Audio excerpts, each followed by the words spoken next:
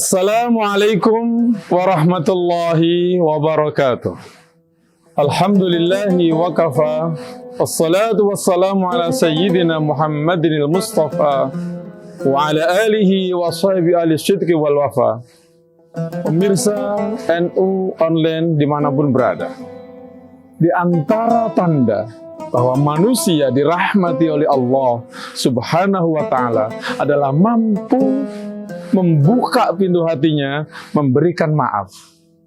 Itulah yang dialami baginda Rasulullah Shallallahu Alaihi Wasallam. Allah berfirman, "Fabima rahmatin minallahi linta lahum, walau kunta fazzan ghalizal qalbi, lan faddu min hawlik, fa'fu anhum wastaghfir lahum wasyawirhum fil amr." Sungguh hanya karena atas rahmat Allah Subhanahu wa ta'ala engkau Muhammad bisa membuka hati, memaafkan mereka. Kalaulah tanpa izin, tanpa anugerah rahmat dari Allah, seseorang tidak akan pernah bisa memaafkan orang lain. Tetapi baginda Rasulullah Sallallahu Alaihi Wasallam dengan izin Allah, dengan rahmat Allah, memaafkan, mampu membuka pintu hatinya, memaafkan.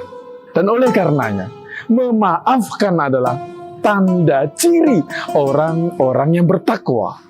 Di ayat lain Allah sebutkan ketika surga disiapkan bagi orang-orang yang bertakwa, wa'iddat lil muttaqin. Siapa mereka? Di antaranya adalah wal'afina 'anin nas, orang-orang yang sanggup memaafkan kepada sesamanya. Jadi, memaafkan itu kebutuhan kita. Memaafkan tanda kita sebagai orang yang mendapat rahmat dari Allah Subhanahu wa ta'ala.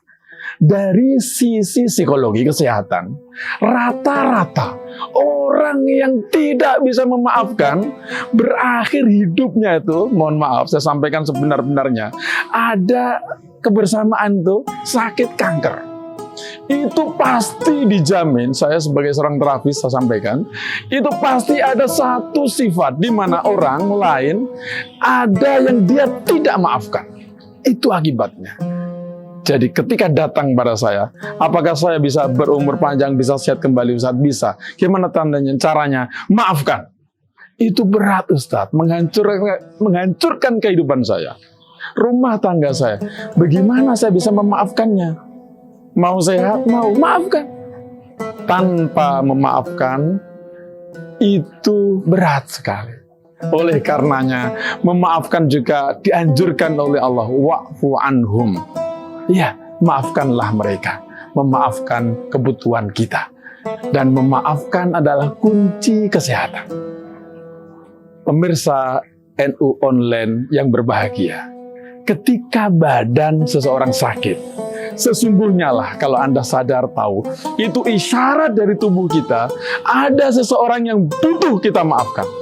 Maka, saya ajarkan kepada Anda semuanya, katakanlah, wahai badanku, hari ini aku sudah memaafkan siapapun orang yang sudah menyakiti saya. Benar-benar saya maafkan dan saya ikhlaskan. Perhatikan, Anda akan benar-benar sehat, dan itu bagian dari yang diperintahkan oleh Allah Subhanahu wa ta'ala. Memaafkan tidak menunggu hari raya. Memaafkan juga dicontohkan Rasulullah.